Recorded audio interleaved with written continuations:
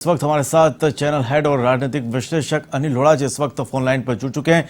अनिल जी, हम पहले भी इस बारे में बात कर चुके हैं कि तीनों मंत्रियों ने इस्तीफा सौंप दिया है और अब सामने खबर निकलकर ये आ रही है कि 21 या 22 को मंत्रिमंडल का विस्तार हो सकता है। हालांकि संभावना जताई जा रही है इसको लेकर।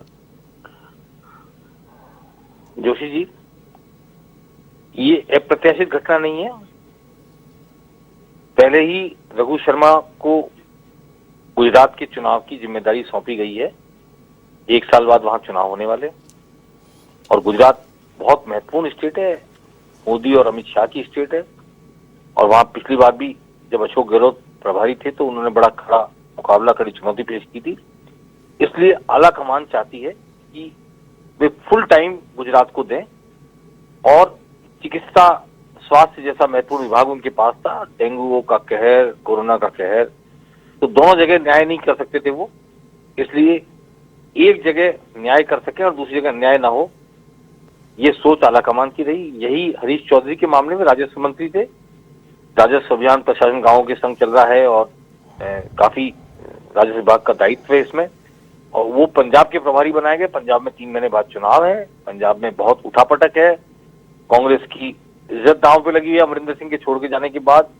इसलिए ये काम भी पार्ट टाइम नहीं हो सकता था। न तो पार्ट टाइम मिनिस्ट्री चल सकती है, न पार्ट टाइम पंजाब का प्रभार चल सकता है। इसलिए उनसे इस्तीफा देने को कहा गया।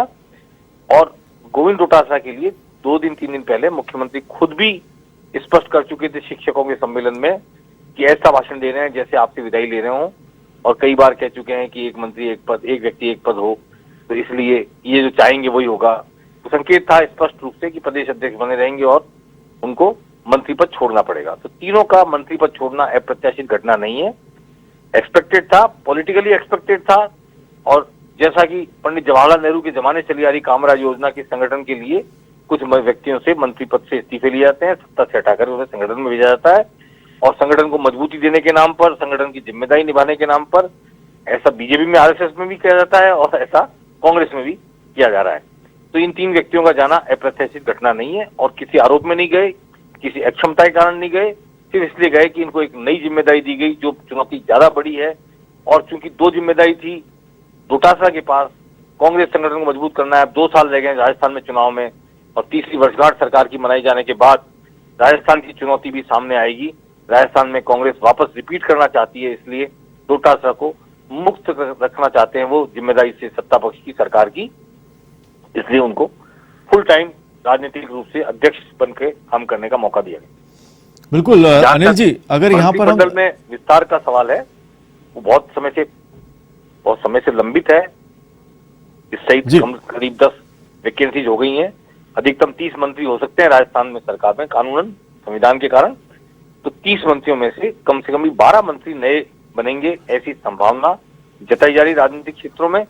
समस्या उसमें यह है, एक अनार 100 बीमार जैसी बात है, क्योंकि जिन लोगों ने सरकार को गिराने की कोशिश की वो वापस आना चाहते हैं। उनमें से कुछ लोग वापस लेने का दबाव बना हुआ है।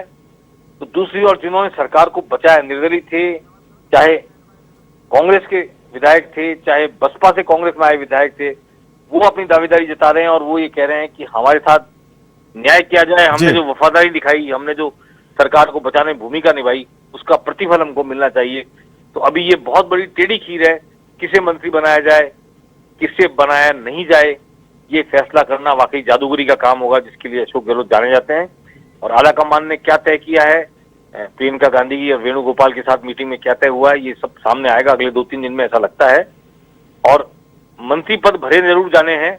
ये जो वैकेंसी हुई है प्लस पहले से जो वैकेंसीज है, विश्वेंद्र सिंह का इस्तीफा हुआ था उस वक्त जब बगावत हुई थी, तब कई लोगों के इस्तीफे हुए थे, तो उन सबकी जगह अब भरी जानी है वापस। और हो सकता है कि वर्तमान 1-2 मंत्री भी और इस्तीफा दें, ये संभावना, इसे इनकार नहीं किया जा सकता।